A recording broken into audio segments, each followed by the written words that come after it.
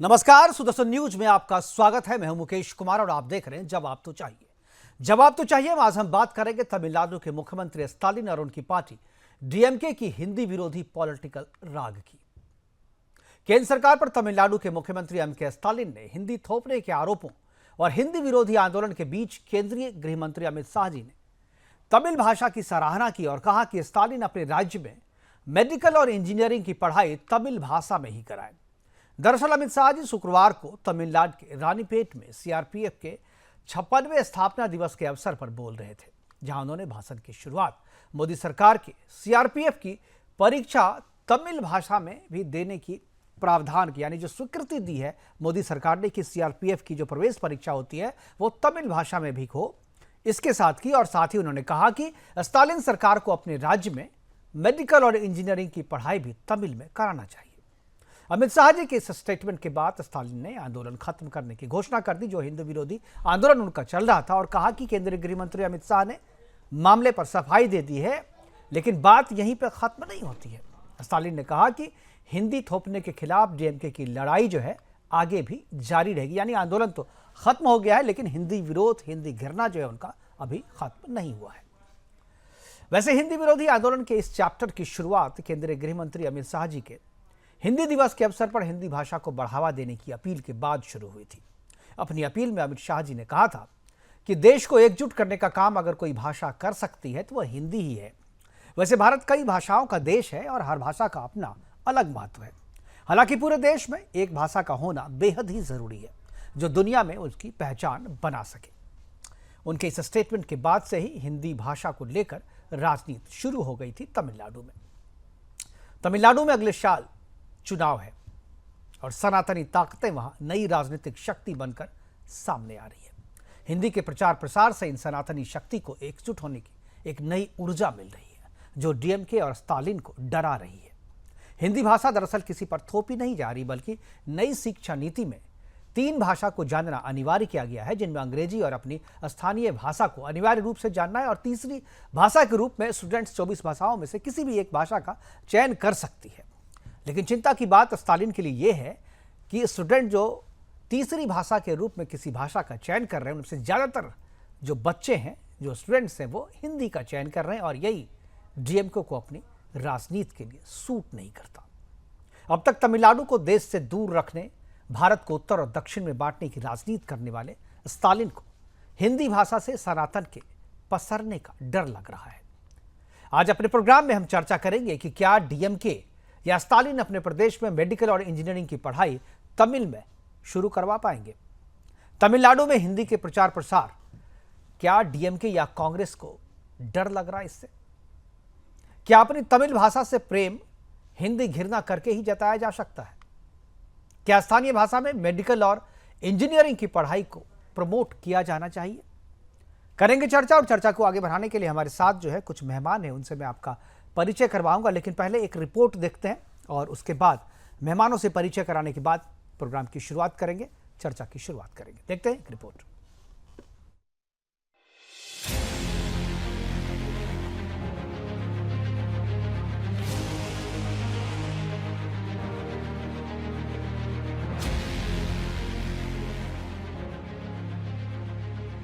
तमिलनाडु में अपनी सत्ता को बनाए रखने के लिए बंटवारे की राजनीति करने वाली डीएमके और हिंदी हिंदू के साथ साथ पूरे उत्तर भारत के प्रति अपने राज्य के लोगों में जहर घोलने वाले मुख्यमंत्री एमके स्टालिन को केंद्रीय गृह मंत्री अमित शाह ने करारा जवाब दिया।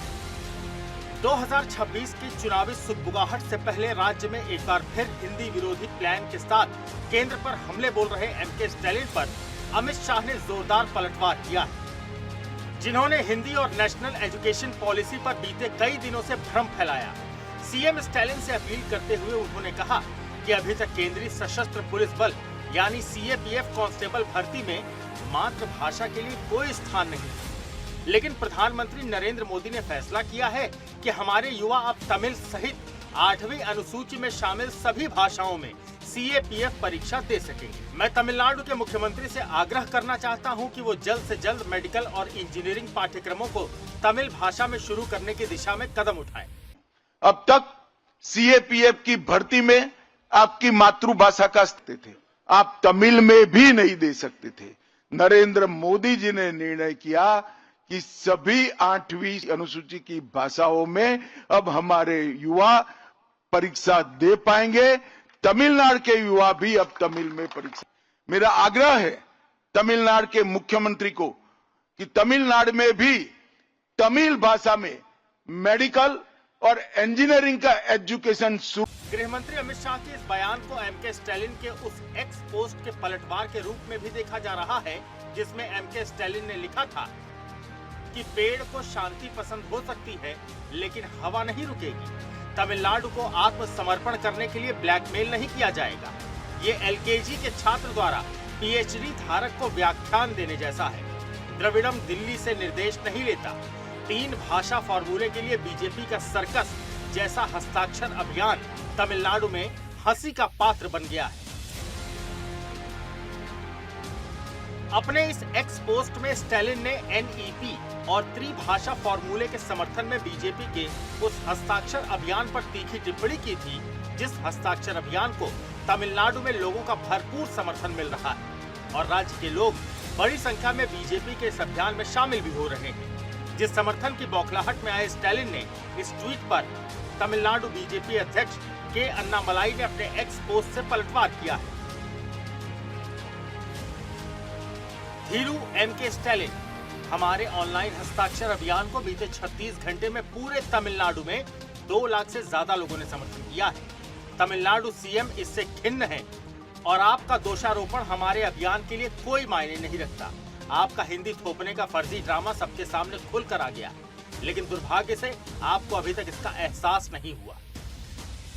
तमिलनाडु में स्टैलिन लगातार नेशनल एजुकेशन पॉलिसी और 3 भाषा फॉर्मूले पर राजनीतिक भ्रम फैला रहे हैं, जिसको अब तमिलनाडु की जनता भांप गई है। यही कारण है कि आज तमिलनाडु में बीजेपी के हस्ताक्षर अभियान को भरपूर समर्थन मिल रहा है। लोग ये समझ गए हैं कि केंद्र उनकी भाषा को वास्तविक सम्मान दे रही है।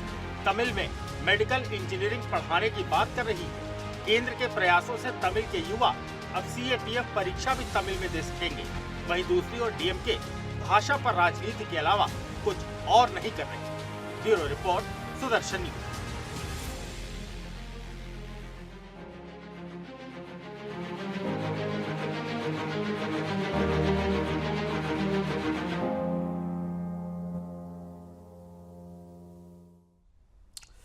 तो ये पूरा जो विरोध है हिंदू थोपने को लेकर के जो फर्जी ड्रामा किया जा रहा है उसके ऊपर है, और किस तरीके से हिंदी से डर लग रहा है उन्हें, इस पे करेंगे। आज हम चर्चा करेंगे कि मेडिकल और जो इंजीनियरिंग की पढ़ाई है वो किस तरीके से इंजीनियरिंग में क्या तमिल में हो सकती है, क्या शुरू करवाई जा सकती है, इस पे करेंगे।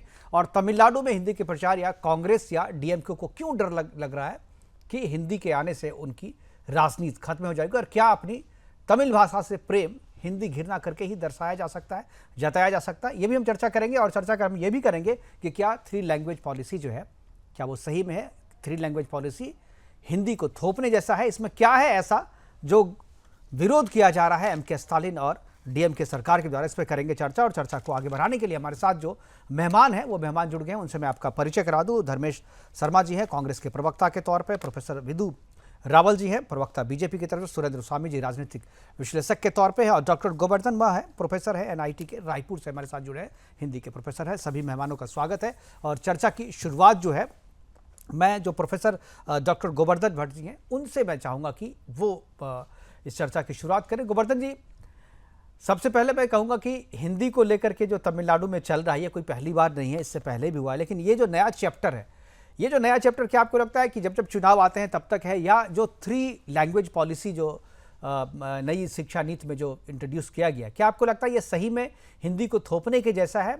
और क्या अगर हिंदी वहाँ के बच्चे पढ़ने के लिए तीसरी भाषा के रूप में चयन कर रहे हैं तो क्या ये तमिल का विरोध है?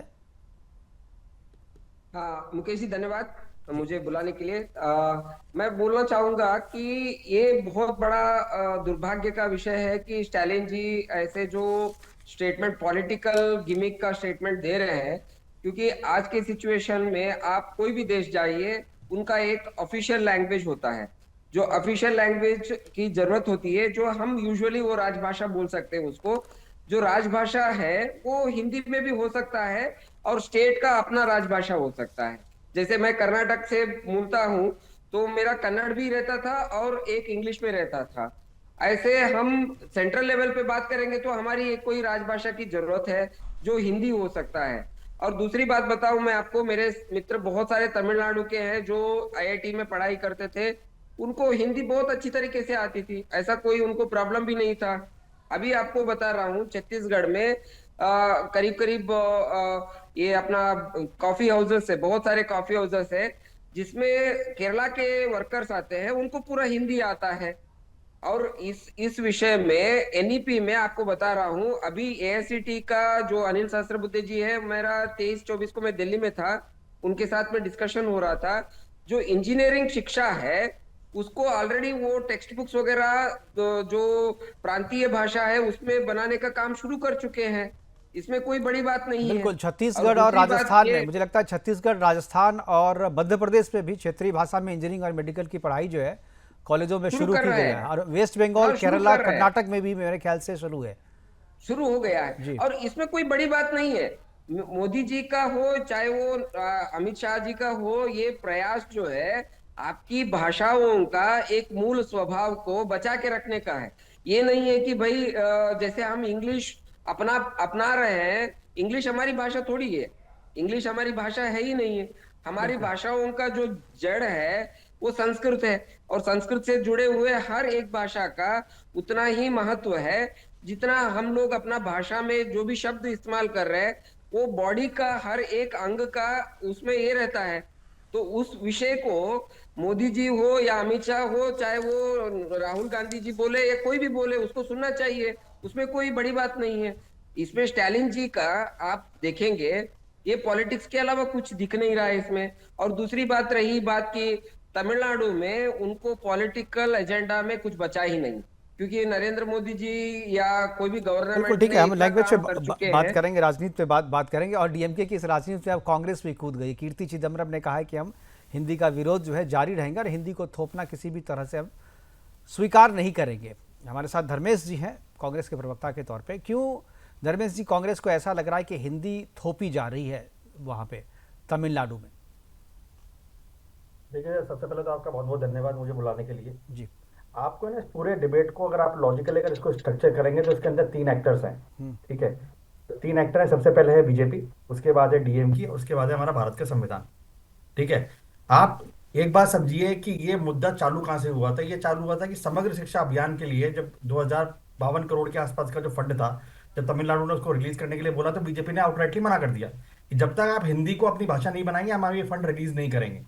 मुझे बताइए ऐसा संविधान में कौन सा प्रावधान है जो ये ये हिंदी कहता को है अपनी कि भाषा आपको ये बनाने पैसा के तब लिए तक नहीं कब मिलेगा कहा गया? जब तक आप वो नहीं, कब जब कहा तक आप जब तक आप हिंदी को इम्पोज नहीं करेंगे। अब दूसरे मुद्दे पे आते हैं।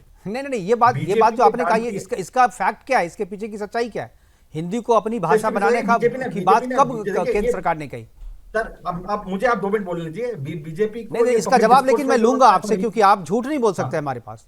नहीं मैं झूठ नहीं बोल रहा हूँ। आप बताना पड़ेगा, आप 2 मिनट लीजिए, लेकिन बताइए मुझे। सर मैं देखो, पहली बात तो मुझे बीजेपी शब्द यूज नहीं करते क्योंकि भारत सरकार ने फंड रिलीज नहीं करा है। और दूसरा मैं आपको बताऊं, आप एक बात को समझिए कि ये मुद्दा इस तरह से उठा क्यों। आप एक बात समझिए, बीजेपी जो है नॉर्दर्न स्टेट्स में, नॉर्थ इंडिया में बहुत अच्छा परफॉर्म करते हुए कई जगह सरकार बनाई, और धीरे धीरे अब उनको रियलाइज हो रहा है कि एंटी इनकम्बेंसी कुछ समय बाद वापस से फ्लो होनी चालू होगी हमारे अगेंस्ट, तो हमको नई जमीन तलाशनी पड़ेगी जिससे हम रेलेवेंट रहें और सेंटर के अंदर हम सरकार बना पाए।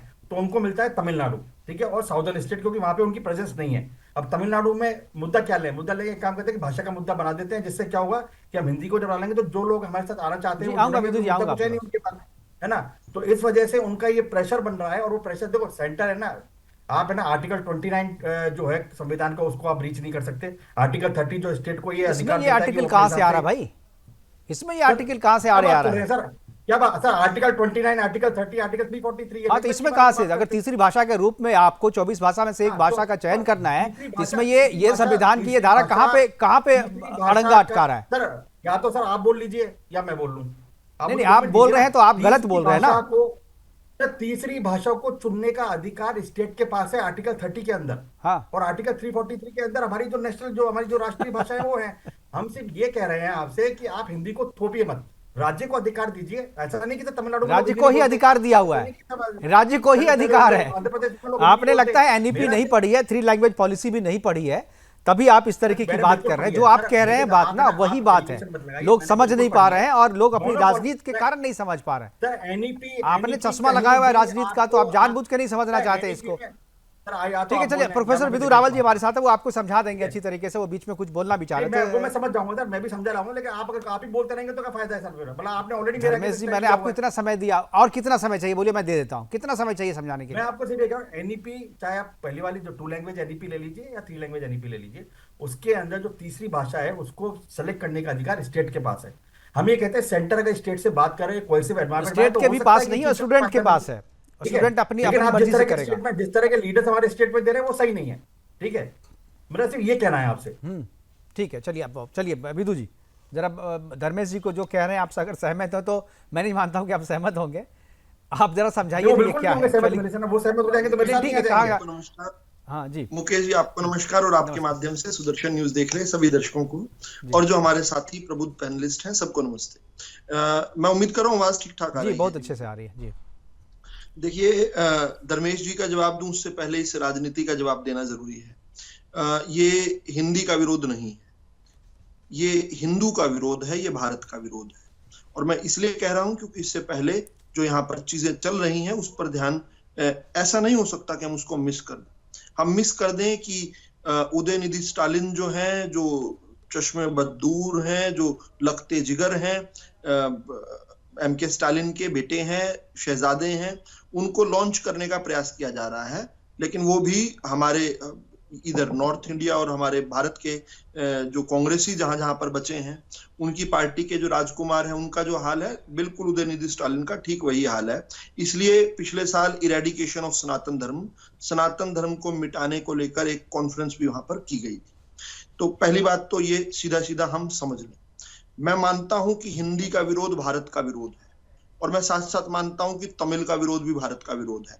कन्नड़, मलयालम, गुजराती, मराठी, पंजाबी, मिथैली और हर भारतीय भाषा का विरोध भारत का विरोध है। इसको हमें एक स्वर में मानना चाहिए। पहली बात तो जो कांग्रेस के प्रवक्ता कह रहे थे, कुछ तथ्यात्मक चूक थी उसमें। मैं उम्मीद कर रहा हूं मेरी आवाज उन तक पहुंच रही होगी तो शायद वो ठीक कर बिल्कुल देंगे। बिल्कुल आ रही है जो सर। समग्र भाषा अभियान के 2000 करोड़ रुपए की बात है, वो एक पॉलिसी रही है, वो केवल तमिलनाडु के लिए नहीं रही। वो ये रही है कि जो न्यू एजुकेशन पॉलिसी है उसको जो प्रदेश जो है लागू कर देंगे, उनको वो जो है समग्र भाषा अभियान के जो फंड है वो दिए जाएंगे। उसमें कहीं पर भी नहीं ये कहा गया कि आपको हिंदी ही पढ़नी है। उसमें ये कहा गया कि 3 भाषाएं, जो कि अब आज के समय जब मैं और आप बात कर रहे हैं, अब से 20-30 साल पहले से ये नॉर्म कुछ जगह था, लेकिन सीबीएसई और विशेष रूप से जो प्राइवेट जगह जहां पर भी आईसीएसई बोर्ड है, सब जगह 3 भाषाएं, आपने भी शायद बचपन में 3 भाषाएं पढ़ी हुई, यानी इंग्लिश हमारी जो मातृभाषा है, हमारे यहाँ पर हिंदी है, तमिलनाडु में तमिल है, और तीसरी भाषा 24 भाषाओं में से कोई एक भाषा। उसमें हिंदी भी हो सकती है, उसमें कन्नड़ भी हो सकती है, मलयालम भी हो सकती है। किसी ने कहा कि हम फ्रेंच और जर्मन पढ़ाएंगे तो वो भी हो सकती है। तो देखिए, पहली बात ये समझने की है, इसमें हिंदी का नहीं है।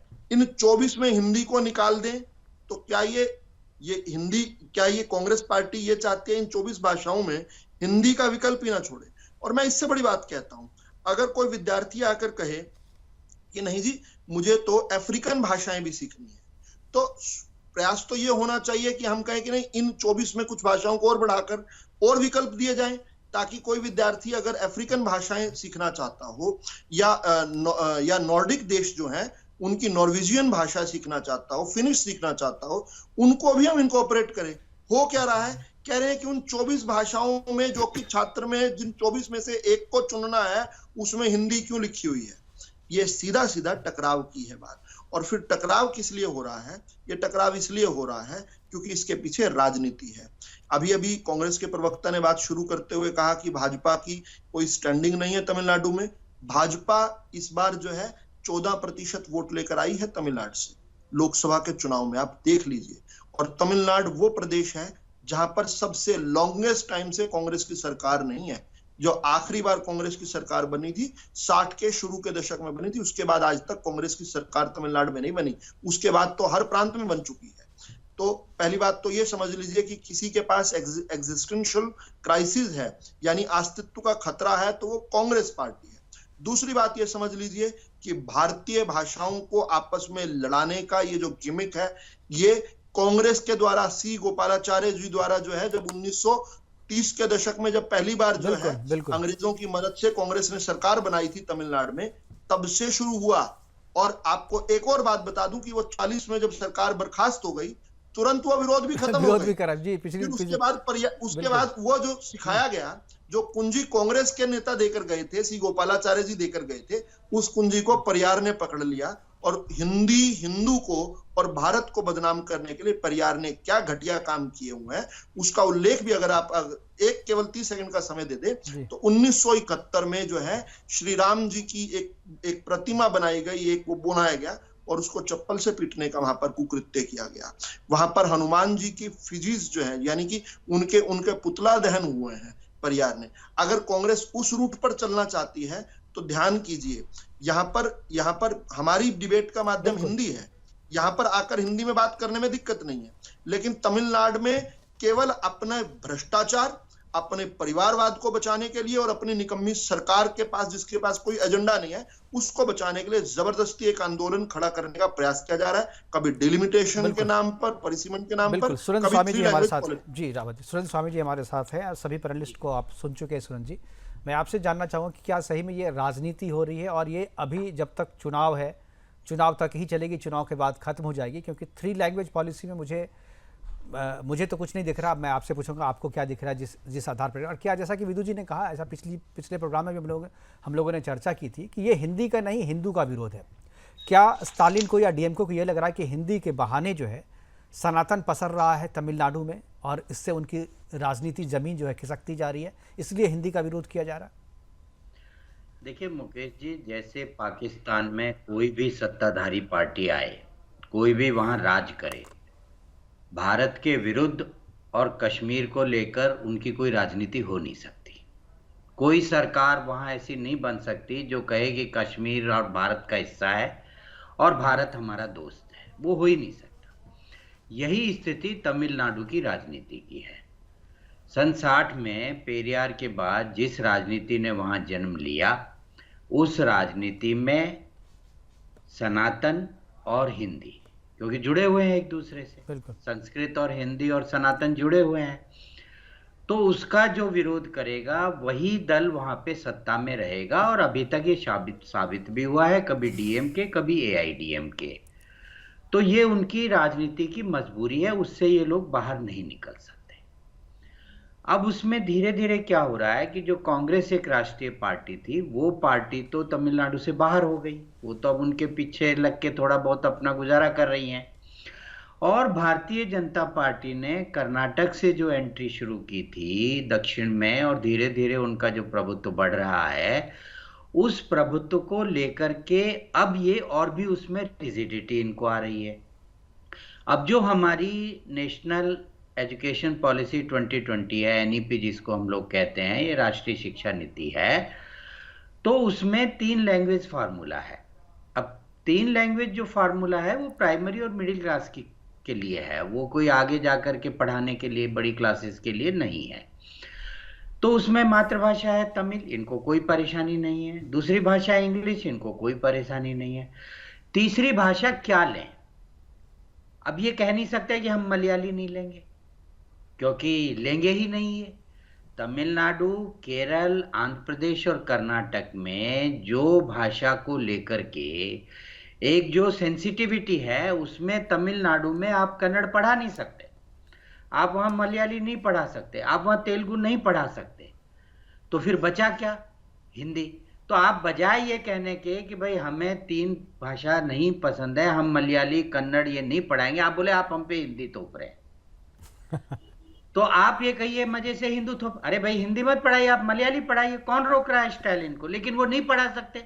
भट्ट साहब हैं, कन्नड़ है, इनको मालूम है जो सेंसिटिविटी है, तो वो नहीं पढ़ा सकते। तो अब क्या करेंगे? तो फिर आप हिंदू को कहिए कि आप हम पर हिंदी थोप रहे हैं। इसलिए अब जहां तक पैसे का सवाल है, भाई शिक्षा और मेडिकल, ये 2 तो राज्य के अधीन विषय है, संविधान ने इनको दिया है राज्य को। आप अपना एजुकेशन चलाइए, आपको सरकार से पैसे क्यों चाहिए? केंद्र सरकार से। तो आपको केंद्र सरकार से जो पैसे देती है केंद्र सरकार, वो इसलिए दे रही है कि भाई एनईपी में अगर आप लोकल भाषा, 3 भाषा, मेडिकल, इंजीनियरिंग को पढ़ाएंगे तो हम इसको सपोर्ट करने के लिए जो आपका एडिशनल कॉस्ट है उसके लिए हम आपको फंडिंग करेंगे। तो स्टालिन को कह देना चाहिए कि साहब हमें आपकी फंडिंग नहीं चाहिए, अपने पैसे अपने पास रखिए। तो हम तो नहीं ये लागू करेंगे, शिक्षा हमारा स्टेट का सब्जेक्ट है, हम ऐसे ही चलेंगे। लेकिन वो भी नहीं कर सकते। अब उसमें दिक्कत क्या हो रही है कि जब इन्होंने 2023 में स्टालिन ने ये कहा कि भाई जो सेंट्रल आर्म पुलिस फोर्सेज हैं, सीएपीएफ जिसको हम बोलते हैं, उसमें सिर्फ सीआरपीएफ नहीं है, CRPF, CISF, ITBP, BSF, SSB, ये सब फोर्सेज उसमें हैं। तो उन फोर्सेज में आप हिंदी इंग्लिश में एग्जाम लेते हैं, तमिल के लोगों को परेशानी होती है, तो आप वो रीजनल लैंग्वेज में लीजिए। अब मोदी जी ने उनकी ये बात स्वीकार कर ली और इस साल से वहां पे अब इन फोर्सेज में जो कांस्टेबल की भर्ती होती है उसमें आदमी किसी भी रीजनल लैंग्वेज में अब एग्जाम दे सकता है। बिल्कुल। तो केंद्र सरकार ने तो नहीं कहा कि तमिल में क्यों होगा, लेकिन इन्होंने चूंकि कही, इनकी बात हो गई। अब उस पर जब अभी गए वहां पे उद्घाटन करने, तो अमित शाह जी ने कहा भाई आपने कहा, हमने तो लागू कर दी, अब आप भी 3 भाषा फार्मूला लागू कर दीजिए।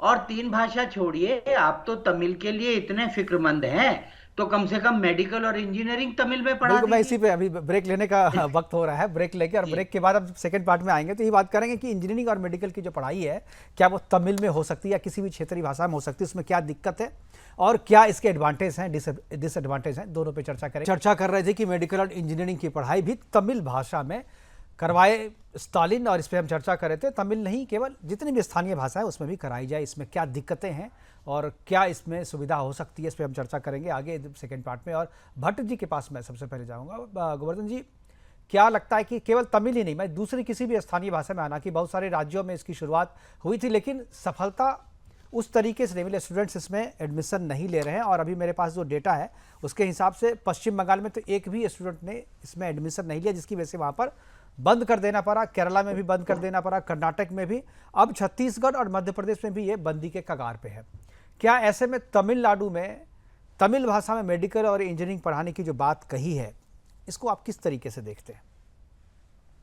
मुकेश जी, मैं बोलना चाहूंगा कि बहुत सारी चीजें जो है आप जो बोल रहे हैं बंद करने के कगार पे है या बंद होने के कगार पे है, उसका रीजन 2 रीजन है कि हमारे मन के अंदर में इतना अंग्रेज घुस गया है कि हम अपनी मातृभाषा को एक्सेप्टेंस कर नहीं पा रहे हैं। और दूसरी बात बता रहा हूं मैं आपको, जितने भी डिप्लोमो के छात्र हैं, मैं उनका इंटरव्यू कमेटी में जाता रहता हूं, तो जो मतलब प्रांतीय भाषा में जो डिप्लोमा कर रहा है उसका जो नॉलेज है वो सबसे ज्यादा है, और जो अंग्रेजी में पढ़ रहा है उसका नॉलेज कम है, और उसके अंदर में क्रिएटिविटी ज्यादा है जो प्रांतीय भाषा में पढ़ रहा है। मगर जो ये बात है तमिलनाडु की बात है, तमिलनाडु जो ऐसा स्टेट है वहां पे भाषा का जो है बहुत बड़ा मतलब अपने आप को वो बहुत बड़ी भाषा मानते भी है और रेस्पेक्ट भी बहुत करते हैं। तो मेरे हिसाब से जो अमित शाह जी का कहना है वो उसको इम्प्लीमेंट करने से वहां के लोग, मुझे लगता है 100% सक्सेसफुल होने का चांसेस है, क्योंकि वहां के लोग अपनी भाषा को बहुत प्रेम करते हैं। आप इवन विदेशों में भी जाएंगे देखेंगे तो तमिल संघ अलग ही रहता है, उनका बड़ा मतलब एक औहदा रहता है, उनका कॉलोनी अलग रहता है। तो वो जो लेकिन भाषा तमिल से का प्रेम का मतलब हिंदी से घृणा क्यों हो जाता है? प्रेम तो हमें भी है, नहीं। तमिल से हमें कौन सी दुश्मनी है? तमिल को हम भी घृणा- बहुत पसंद करते हैं। हमारे, मैं जिस अपार्टमेंट में रहता हूँ हमारे नीचे तमिल फैमिली रहती है, हमारे बहुत अच्छे संबंध है उनसे। तो तमिल से नहीं नहीं तमिल के कोई भी व्यक्ति जो पढ़ा लिखा व्यक्ति है वो द्वेष घृणा कोई नहीं करेगा। ये जो पॉलिटिकल और स्पेसिफिकली बताया जाए, जो स्वामी सर ने सही कहा, वहां पे जो 2 ही पार्टी पहले से आ रही है और उनका मेन मकसद वही है कि भाई हिंदुओं का विरोध करो, ये पूरा मतलब फिक्स है। और बहुत सारे जो मिशनरीज हैं वहां पे उनके पीछे में लगे काम कर रहे हैं। और वहां पे तो मैं बोलना मतलब गलत नहीं बोलना चाहूंगा, मगर वहां पे सोनिया गांधी जी को तो वहां पे मंदिर भी बनाया उन लोगों ने, क्योंकि वो मिशनरीज का स्पॉन्सरशिप करती हैं। ऐसा बहुत सारे लोगों ने मतलब सुना, मतलब मेरा स्टेटमेंट नहीं है, ऐसे सुना हुआ है ठीक कहीं। है। तो ये उनका विचारधारा जो है, जो कुछ लोगों का पॉलिटिकल को मेंटेन करने के लिए भाई वो दूसरा भाषा को एक्सेप्ट मतलब पॉलिटिकली नहीं कर पाएगा, मगर लोग तो जो है इंग्लिश कौन तमिलनाडु सी के उनकी लोग अपनी भाषा है? इंग्लिश को तो एक्सेप्ट किया ही हुआ है ना, अंग्रेजी तो एक्सेप्ट किया हुआ, वो तो अपने देश की नहीं विदेशों की भाषा है, उसे तो एक्सेप्ट किया हुआ है। तो उसमें जब अंग्रेजी को आप एक्सेप्ट कर रहे हैं तो आपको हिंदी से इतनी घृणा क्यों है? ये घृणा नहीं, पॉलिटिकल है। एक्चुअली बोला जाए तो अंग्रेजी थोपा गया है, वो हाँ, एक्चुअली एक्सेप्ट तो नहीं हिंदी किया है। अंग्रेजी थोपा गया है। ठीक है, मैं एक अंग्रेजी बार थोपा विदु जी के गया पास। है, हाँ, और हिंदी को हम एक्चुअली जो कर्नाटक के बहुत सारे लोग, मैं कर्नाटक से हूँ, मेरे बापू को मतलब 12 से 13 लैंग्वेज आते थे, मैं उसमें से 5-6 लैंग्वेज मैं जानता हूँ। और बहुत सारे लोग ऐसे मेरे मित्र हैं जो तमिलनाडु के हैं, आईआईटी रुड़की में मेरे साथ में पढ़ाई की है, उन लोगों को मतलब 4-4 लैंग्वेजेस आती थी, मलयालम भी आती थी, कन्नड़ा आती थी, हिंदी आती थी, कोई प्रॉब्लम नहीं है उनको। ये प्रॉब्लम तो पॉलिटिक्स का प्रॉब्लम है कि भाई भारत को कैसे आगे नहीं बढ़ना देना है, इसके लिए ये लोग पूरा लड़ाई कर रहे हैं। और मोदी जी हो चाहे कोई भी गवर्नमेंट हो, मैं उनका प्रशंसा करना चाहूंगा कि अब भारतीय मातृभाषा उनका जो वैल्यू मिला है अभी इसी गवर्नमेंट में मिला है। आप इतने सालों तक तो कोई बात ही नहीं किया मातृभाषा के प्रति, बिल्कुल। और हिंदी पहले से ही राजभाषा रही है, कांग्रेस गवर्नमेंट थी तब भी राजभाषा थी। तो अभी क्या प्रॉब्लम है? अभी भी वो मोदी जी ये नहीं बोल रहे कि आप हिंदी ही पढ़ाओ, या एनईपी में ऐसा नहीं है, मैं एनईपी नहीं, का वो तो मेंबर साफ हूँ। कर दिया ना, स्वामी जी ने साफ कर दिया, यही चीज है कि भाई आप वहां पर दूसरी किसी भाषा जो क्षेत्रीय भाषा है उसको आप वो नहीं एक्सेप्ट आ आप सकती है। पढ़ाएंगे जैसे नहीं, कर्नाटक तो में आपको हम हिंदी तमिल नहीं एकमात्र पढ़ सकते मजबूरी थे। है जो हिंदी करेंगे। और वहाँ के छात्र, स्वामी जी, जो हम लोगों ने वहाँ पर लोगों से बात की, वहाँ के छात्र और जितने भी वहाँ पर राजनेता हैं, सभी के अपने स्कूल है सीबीएसई एफिलिएटेड, और वहाँ पर सब जो है ये 3 लैंग्वेज पॉलिसी को वहाँ पर अपनाए हुए हैं, और सभी बच्चे जो हैं वहाँ पे 99% बच्चे वहाँ पर हिंदी एक्सेप्ट किया हुआ है, हिंदी को तीसरी भाषा के रूप में चयन किया है उन्होंने। तो ये समस्या तो उनके छात्र विरोध नहीं कर रहे हैं, अभिभावक विरोध नहीं कर रहे हैं, पॉलिटिकल पार्टियां विरोध कर रही हैं। मैं तमिल भाषा में या किसी क्षेत्रीय भाषा में इंजीनियरिंग और मेडिकल की पढ़ाई करने पर चर्चा करना चाहता हूं। विदु जी के पास जाऊंगा, उसके बाद मैं स्वामी जी के पास आऊंगा। विदु जी, क्या आपको लगता है कि ये प्रैक्टिकली जो है वो सही है कि किसी भाषा में, क्योंकि अब तक जो देखा गया है, सरकार ने शुरू किया अभी छत्तीसगढ़ में पिछले साल से, अभी 24-25 का सेशन जो है अभी स्टार्ट है, वहाँ पर एडमिशन वहाँ पर कम हो रहे हैं, वेस्ट बंगाल में बंद हो गया, तो क्या क्षेत्रीय भाषा में पढ़ाना, क्योंकि तकनीकी दिक्कतें, आपके पास शोध अगर आगे बढ़ना चाहते हैं तो आपके पास उतना ऑप्शन नहीं होगा, फिर जॉब मार्केट है, जो मार्केट आपको अगर एक्सेप्ट नहीं करेगा तो फिर आप कैसे पढ़ के क्या कर लेंगे आप?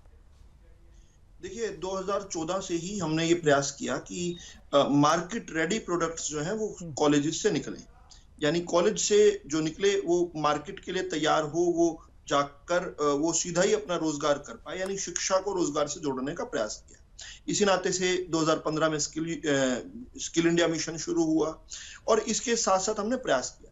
लेकिन एक मन में ये भाव जरूर लगातार रहा कि हम चाहते थे कि रीजनल लैंग्वेजेस जो हैं, जो भारत का क्षेत्रीय प्राइड है, जो रीजनल प्राइड है, और जो क्षेत्रीय भाषाएं जिनसे हम सब प्रेम करते हैं, अभी कर्नाटका से आने वाले और कन्नड़ा जिनकी मातृभाषा है, ऐसे गोवर्धन भट्ट कितनी सुंदर हिंदी बोल रहे थे, हम सुन रहे थे। मैं भी जब कर्नाटका में रहा तो मैंने भी कन्नड़ सीखी वहां पर, मैंने भी जो है वहां पर गोदरे बयसी बन्नी शुभा दे के स्वागता राष्ट्रदा काशदल्ली सुप्रभात सृजुता, हमने भी वहां पर जो है नाऊ गेलू तेवू के हमने भी वहां पर उद्घोष लगाए। लेकिन बात भारतीय भाषाओं में कहीं लड़ाई है नहीं, ये जबरदस्ती की लड़ाई जो है बनाई जा रही है। सीधा आपके सवाल पर आऊं तो दिक्कत कहाँ आ रही है कि जो विद्यार्थी पढ़ने जाता है और वो बंगाली में, जैसे बंगाल में आपने बताया कोट करके कि विद्यार्थियों ने कोई ने भी ऑप्ट ही नहीं की अपनी बंगाली भाषा इंजीनियरिंग की पढ़ाई में, वो इसलिए क्योंकि जो हायर एजुकेशन है और उसके बाद जो मार्केट डिमांड कर रही है, उससे अभी वो हम जो बीच का जो गैप है उसको ब्रिज नहीं कर पाए। और उसका एक बड़ा कारण ये है कि आज जो है एक ग्लोबल वर्ल्ड है, आज भारत चाहता है कि दुनिया भर की कंपनियां आकर भारत के अंदर निवेश करें, भारत के अंदर प्लांट्स बनाएं, भारत के अंदर मैन्युफैक्चरिंग करें, भारत के अंदर से सर्विसेज में तो हमारा पिछले 2 दशक में ही हमारी एक बादशाह सी रही है कि किस प्रकार से सभी जो देश हैं, और इसी प्रकार से कॉल सेंटर्स में हमारा रहा है। तो यहाँ पर मल्टी लैंग्वेज स्पीकर्स तो चाहिए, लेकिन जो टेक्निकल लैंग्वेज है उसका एक इंटरफेस होना जरूरी है दूसरी भाषाओं से, वो नहीं बन पा रहा है। लेकिन सीधी जो पॉलिटिक्स है इसमें जो आड़े आ रही है, अगर आपने तमिलनाडु का सीधा जिक्र किया है, हम चाहते हैं कि लोग तमिल में जो है मेडिकल और इंजीनियरिंग की पढ़ाई करें, दिक्कत ये आ रही है कि इन लोगों की जो वहां पर सत्ताधारी हैं, जो द्रविड़ आंदोलन की प्रोडक्ट्स हैं, डीएमके विशेष रूप से, उनकी जो पॉलिटिक्स है वो विरोध पर टिकी हुई है। वो सनातन का विरोध करते हैं, वो विरोध करते हैं, नॉर्थ बनाम साउथ की बात करते हैं, उत्तर दक्षिण का विरोध करते हैं, वो हिंदी तमिल का विरोध करते हैं, और वो तो आर्य अनार्य की भी बात करते हैं, किस प्रकार से आर्यन इन्वेजन थ्योरी जो अंग्रेजों ने उनको पढ़ाकर सिखाकर उनको उन नेताओं को बेवकूफ बनाकर जो दी गई है उसको भी वो प्रोपोगेट करते हैं। तो विरोध के नाम पर राजनीति करना, खास तौर पर तब जब उनकी पहले की जो राजनीति थी, देखो फ्रीबीज की जो शुरुआत हुई थी तमिलनाडु से शुरू हुई थी, कलर टेलीविजन, साड़ियां वगैरह देना, बिल्कुल। अब वहां से आगे बढ़कर विरोध की बात करना, वापस उसी पुराने फॉर्मूले पर आ गए कि हिंदी का विरोध करके राजनीति चल सकती है। जबकि तमिलनाडु के अंदर दो छोटी छोटी सी चीजें कहकर बात पूरी करता हूं। पहली कि डीएमके के जो बहुत सारे स्कूल हैं और वो सैकड़ों की संख्या में है, उन सभी स्कूल्स के अंदर 3 लैंग्वेज फॉर्मूला पहले से है। और आश्चर्य की बात यह है कि ज्यादातर, यानी जो मेरी जानकारी है 80 और 85% जो विद्यार्थी हैं वो सीबीएसई के जो डीएमके रन स्कूल हैं उन्होंने हिंदी ऑप्ट की हुई है। दूसरी, डीएमके वही है जिसको अंग्रेजी से कोई दिक्कत नहीं है। अगर कोई एक भाषा थोपी जाती है तो अंग्रेजी, अगर जो किसी को खा रही है किसी भाषा को, भारतीय भाषाओं को, तो अंग्रेजी है। अगर आप हिंदी और तमिल दोनों जानते हैं और आप एक तमिल परिवार से हैं तो आप अपने घर में तमिल बोलेंगे। क्या आप सुनते हैं कि कोई हिंदी और तमिल जानने वाला अपने परिवार में तमिल छोड़कर हिंदी बोल रहा है? लेकिन अगर आप तमिल और अंग्रेजी दोनों जानते हैं तो आप अपने परिवारों में अंग्रेजी बोलने की कोशिश कर रहे हैं, अपने परिवार के बच्चों को अंग्रेजी सिखा रहे हैं। तो अंग्रेजी थोपी जा रही है, लेकिन अंग्रेजी से कोई विरोध नहीं है। बहुत ही अच्छी बात कही आपने, बहुत ही सूक्ष्म बात कही आपने, बहुत ही अच्छी बात की, ये बिल्कुल सही कहा। 2015 का जो घोषणा पत्र था डीएमके का, उसमें उन्होंने लिखित तौर पर यह कहा कि हम तो उर्दू को प्रमोट करेंगे। बिल्कुल। अब उर्दू को प्रमोट 2015 में कहा था जी, घोषणा पत्र में लिखा हुआ है ये उनका, और पैसा उसके लिए देने की बात कही हुई। बिल्कुल सही। मैं स्वामी जी के पास यही सवाल लेकर गया। स्वामी जी, एक तो क्षेत्रीय लैंग्वेज में इंजीनियरिंग या टेक्निकल पढ़ाई जो है उसके बारे में क्या कितना संभव है, और ये क्या इन भाषाओं को, क्षेत्रीय भाषाओं के समृद्धि के लिए या इन भाषाओं के संरक्षण के लिए ज़रूरी है? क्योंकि चीन में तो हो रहा है ऐसा, रूस में ऐसा हो रहा है, स्पेन में ऐसा हो रहा है, वहाँ पे तो ये बाध्यता नहीं आती है, लेकिन भारत में ऐसा क्यों नहीं हो रहा? क्या अभी समय है कि अभी इसको शुरुआत किया जाए? कहीं ना कहीं से तो शुरुआत करनी होगी। नहीं, ये कहीं न कहीं से शुरुआत करनी होगी, इसीलिए हमारी एनईपी 2020 आई।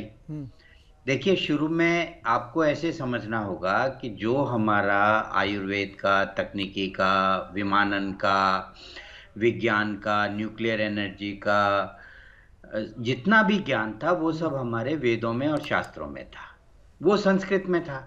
संस्कृत की तो हम बात ही नहीं करना चाह रहे, उसको हमने अलग निकाल दिया। पिछले 1000 सालों में किसी को उस ज्ञान की कोई जानकारी नहीं है। अब अगर आप तकनीकी भाषाओं को वापस लाना चाहते हैं अपनी रीजनल में तो आपको मुश्किल है, लेकिन नहीं हो सकता, मैं ये नहीं मानता हूँ। बिल्कुल। और जैसे जैसे हम प्रयास करते जाएंगे, अब देखिए, आप मान लीजिए तमिलनाडु की बात ले लीजिए, उसी पे सारा झगड़ा हो रहा है। तो क्या तमिलनाडु में जो डॉक्टर हैं वो पेशेंट आते हैं तो क्या उनसे अंग्रेजी में बात करते हैं? तमिल में ही बात करते हैं। बिल्कुल। तो अगर उन्होंने मेडिकल इंजीनियरिंग तमिल में पढ़ी है, नर्सिंग तमिल में पढ़ी है, तो वो उनका अच्छे से इलाज कर सकते हैं, उनकी इश्यूज को, उनकी प्रॉब्लम्स को अच्छे से समझ सकते हैं।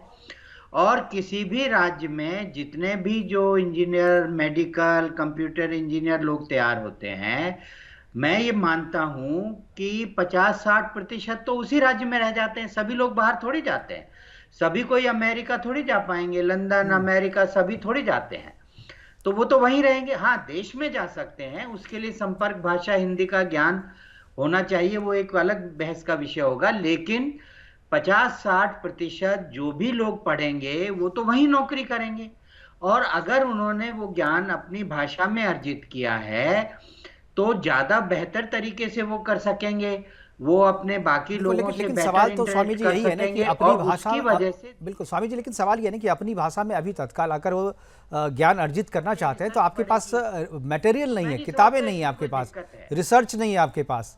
अगर आप वैश्विक प्रतिस्पर्धा में जाते हैं तो फिर आप पिछड़ जाएंगे। गोवर्धन जी कुछ बोलना चाह रहे थे। में तो बहुत कम है। मैं सर का, स्वामी सर का एक कंटिन्यूएशन में बोलना चाहूंगा कि अभी हम लोग उस परिस्थिति में है जहां पे हम अपना नया शुरू कर सकते हैं। बहुत सारी चीजें जो है अभी हम एनआईटीज आईआईटीज लेवल पे अभी ऑलरेडी हमारा इंडियन नॉलेज सिस्टम का ब्रांचेस शुरू हो गया है, उसके ऊपर रिसर्च करना शुरू हो गया है और बहुत सारी काम चल रही है। और दूसरी चीज जैसे सर ने बताया कि आज के सिचुएशन में मार्केट में स्किल वाला चाहिए। आप स्किल चाहे हिंदी में करो या आप अंग्रेजी में करो, चाहे आप तमिल में करो, आप कन्नड़ में करो, कोई प्रॉब्लम नहीं है। मेरे पास में कोई भी क्लाइंट आ रहा है, वो एक जैसे मैं अभी 2-3 इंडस्ट्री का एडवाइजरी में हूँ, वो मेरे से क्वेश्चन पूछेगा कि सर यहाँ पे टेम्परेचर है, मैं इसके लिए क्या कौन सा कोटिंग लगाऊं। आप उसको हिंदी में बोलेंगे कि आप इंग्लिश में समझाएंगे उसको। तो ये जो चीजें है ये पॉसिबल है। और दूसरी चीज ये है कि अंग्रेजी इतना मतलब हावी हो गई है। आपको बता रहा हूँ कि अभी मैं रिसेंटली एक मीटिंग में गया था, यहाँ पे हमारा रूरल हाउसिंग है, छत्तीसगढ़ रूरल हाउसिंग में, उसमें एडवाइजरी में हूँ। हमारे पास में मेसनरी ट्रेनिंग जो है इंग्लिश में है। अब मेसन जो है वो अनपढ़ गवार आदमी है, उसको आप इंग्लिश में कैसे पढ़ाओगे। मैंने सही बात उनको है। बोला कि आप इसको अनुवाद कीजिए हिंदी में, तब उनको समझ में आएगा कि भाई मेसन में क्या क्या होता है। आपको इतना गड्ढा खोदना है, इतना कॉलम के लिए आपको इतना ये सीमेंट गिट्टी डालना है, मिट्टी डालना है। वो बोलने के लिए तो आपको हिंदी चाहिए चाहिए, चाहे आप लोकल बिल्कुल। लैंग्वेज जैसे धर्मेश छत्तीसगढ़ी शर्मा जी बहुत देर से हमारे साथ आपको बैठे हुए हैं। मैं इनके पास नहीं गया, लेकिन मुझे लगता है प्रोग्राम करने से मैं एक बार धर्मेश जी के पास। धर्मेश जी, क्या आपको लगता है कि तकनीकी शिक्षा, मेडिकल इंजीनियरिंग की शिक्षा जो है वो स्थानीय भाषा में देना जो है वो भाषा को समृद्ध करने की दृष्टि से अच्छा कदम है? देखिए, पहले तो बहुत बहुत धन्यवाद कि आपने मुझे दोबारा याद कर लिया, वरना मुझे तो ऐसा लगा था शायद मैं फ्रेम से बाहर हो गया हूँ बिल्कुल। नहीं नहीं। ठीक है, देखिए ऐसा है, आप जो मेडिकल और तकनीकी भाषाओं की बात कर रहे हैं, ठीक है, आपको एक बात समझनी पड़ेगी कि हम जिस तरह अपने देश की ग्रोथ को देखते हैं और जिस तरह हम देश को आगे ले जाना चाहते हैं, हमको वो ग्लोबल जो है ना, दूसरे देशों से भी हमको बहुत संपर्क रखना पड़ता है और हमें आगे बढ़ाना पड़ता है चीज़ों को। मैं बिल्कुल ये इस चीज़ से इत्तेफाक रखता हूँ कि हमको अपनी रीजनल भाषाओं में धीरे धीरे एजुकेशन को मूव करना चाहिए। लेकिन आप एक बात समझिए, ये जो डिबेट है ना, ये हिंदी का, ये कोई आज अचानक निकल कर नहीं आया है। लैंग्वेज का एक ऑनगोइंग प्रोसेस होता है। एक टाइम पे इंग्लिश सब कुछ थी, बाद में संविधान ने हिंदी को जगह दी, बाद में अमेंडमेंट कहा कि भाई इंग्लिश 15 साल रहेगी, लेकिन उनको लगा कि ये नहीं आगे बढ़ सकता है, तो उन्होंने 44 अमेंडमेंट करके उसको इंग्लिश को कंटिन्यू कर दिया इंडेफिनिट पीरियड के, जो कि गलत था। मेरा सिर्फ ये कहना है कि हमें एक बात समझनी पड़ेगी कि ये जो भाषा का जो विवाद है ना, ये कहीं ऐसा ना हो कि हमारी जनरेशन को नुकसान पहुंचाए, कहीं ऐसा ना हो कि हमारी जनरेशन की विचारधारा है ना भाषा को लेके अलग हो जाए। क्योंकि देखिए, भाषा एक बहुत बड़ा मुद्दा होता है आपस में कम्युनिकेट करने का। वो तो ठीक है, पॉलिटिकल डिस्कोर्स में इसको एक ऐसा मुद्दा बना लिया जाता है। राहुल साहब, आप सिर ना हिला, क्योंकि मैं नहीं हिला रहा था, मैं भी आपकी बातों से इत्तेफाक नहीं रखता था। आपका सिर हिलाने का मतलब कि आप कुछ एक्सेप्ट करने को तैयार नहीं है। पता नहीं मैं आप जो विभाजन का विरोध कर रहा हूं। आप विभाजन करना चाह रहे हैं, राहुल गांधी और पेरियार और स्टालिन के मार्ग पर चले हुए हैं। मैं विभाजन का जो है विरोध कर रहा हूं। विभाजन, भारत का विभाजन का कोई करके आप लोगों ने सत्ता हथियाई थी, अब फिर उसी फॉर्मूले पर फिर चल पड़े हैं। भाई, हम तो विरोध करेंगे, हमें तो भारत की संप्रभुता, भारत की एकता के लिए हम तो जान भी देनी पड़ेगी, तो जान भी देंगे। बिल्कुल। थैंक यू हमारे साथ जुड़ने के लिए। विदु रावल जी आपका, धर्मेश शर्मा जी आपका, सुरेंद्र स्वामी जी आपका और डॉक्टर गोविंदर भट्ट जी हमारे साथ जुड़े थे पहली बार, उनका भी बहुत बहुत धन्यवाद। आप जुड़े और अपनी महत्वपूर्ण बातें हमारे दर्शकों के साथ आपने साझा की। आज हमने केवल हिंदी के विरोध पर चर्चा नहीं कि मेडिकल कॉलेज और इंजीनियरिंग कॉलेजों में तमिल में पढ़ाई हो, तकनीकी पढ़ाई जो है तमिल में हो या स्थानीय भाषा में, इसको लेकर के अमित शाह जी ने आज कहा था कल शुक्रवार को, उसको लेकर के चर्चा जो है फिर से एक बार तमिलनाडु में शुरू हो गई है। और तमिलनाडु का जो अपना कहना है कि हिंदी हम पे थोपी जा रही है, दरअसल वो हिंदी का विरोध नहीं कर रहे हैं, बल्कि सनातन का विरोध कर रहे हैं, हिंदू का विरोध कर रहे हैं, क्योंकि 26 में चुनाव है और चुनाव से उन्हें लगता है कि अगर हिंदी का प्रचार प्रसार हो गया तो सनातन मजबूत होगा, और सनातन मजबूत होगा तो शायद उनकी राजनीतिक जमीन जो है वो कमजोर हो जाएगी। फिलहाल अभी के लिए इतना ही, दीजिए इजाजत, नमस्कार।